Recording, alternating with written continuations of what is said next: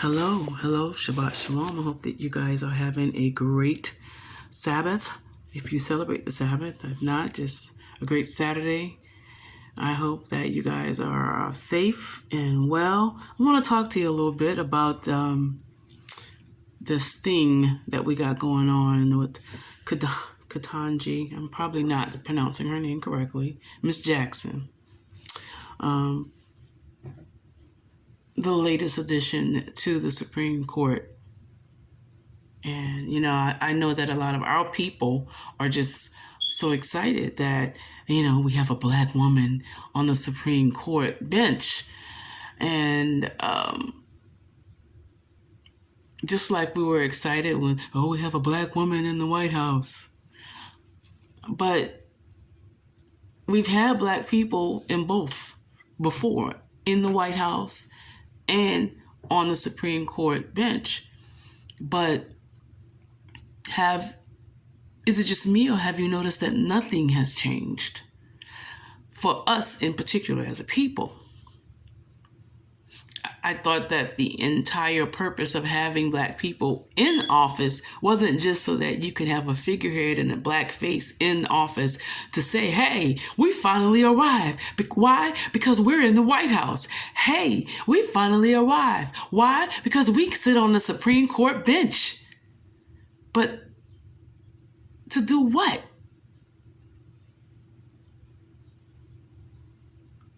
Obama was in office for how long? What did he do for us as a people?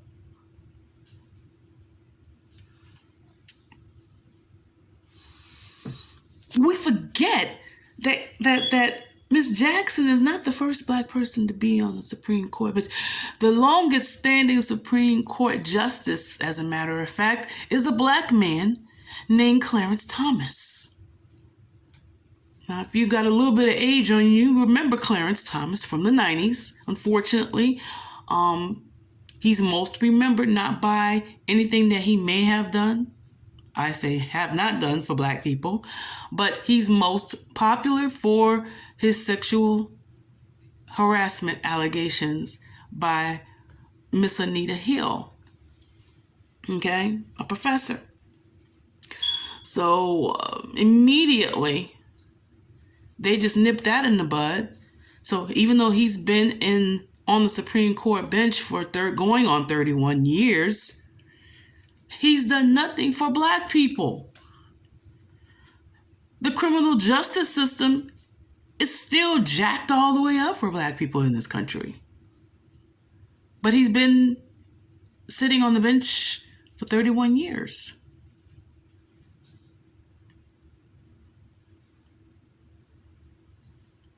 So how is it if a black man can't affect change in these high positions?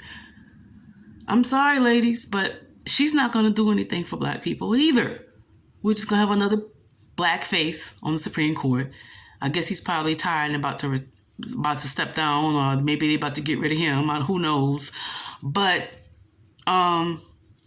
why do we get excited as a people when we see somebody who's black or have African blood running through their veins in a high office, as if they're going to allow anybody to do anything? Do you know the court that the United Nations uses, the International Court of Justice, the World Court, also known as the World Court, for 3 years, February 2018 to February of 2021, the World Court, was led by a Somalian named, and I'm going to say this incorrectly, Abdul Kawai Ahmed Youssef. He was a judge with an extensive curriculum vitae from Somalia. 3 pages to be exact. I'm not going to read all of this. You do your research. Google the World Court. Google the president of the World Court between 2018 and 2021. It was Judge Youssef. Yusuf. That was a brother from Africa. During these 3 years, we had the pandemic. During these 3 years, we had George Floyd. Hello. His family, George Floyd's family, eventually petitioned the World Court to pass some laws to help us as a people. When an African man was the president of the World Court. And that thing still isn't law. Do you understand where I'm going? When are we as a people going to understand and accept that the court systems and the politics of this world is not set up to help us as a people? It is not set up to glorify the Most High Yah. It's not set up to uplift the kingdom of the Most High Yah. And as long as we keep putting all of this energy and all of this focus and all of our hopes into the world systems, we're going to continue to be let down and frustrated with them. Now, maybe you guys aren't. Maybe you guys like just having black people in these high positions, but they're not really doing anything to affect change for us as a people. Maybe you guys, that's just something you enjoy. I don't know. Winona doesn't enjoy seeing that. To me, it's insanity. To me, it doesn't make any sense. Then every time there's an election or a selection, black folks want to do this and do that and go into all of these histrionics as to why we should be involved with this world systems when the world systems are not set up to help us. They're never going to allow it to. No matter how long you're in office, no matter how qualified or overqualified you are, no matter how politically correct you are, Miss Jackson, and she may not care. She just may be happy and excited just to be in the spot. You know, there's some black folks that just love, they don't have any intention of really helping out black people. They're just happy to be in the seat.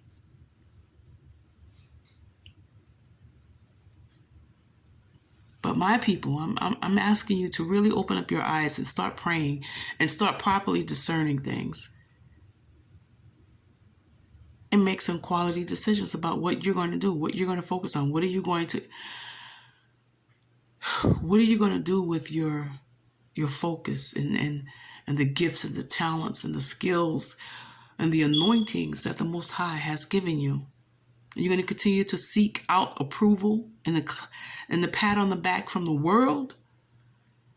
And some of the people, they get into it because they have good intentions. They want to help the people, but they realize once they get in there that the systems are controlled by old money, ancient money, families that created banks, and that the stuff that they want to do for us as a people, they're not going to allow it to happen. I hope and pray that the Most High open up your understanding and give you direction and insight as to what your next move needs to be. You guys have a tremendous Sabbath and be safe and be blessed. In the name of Yahushua HaMashiach.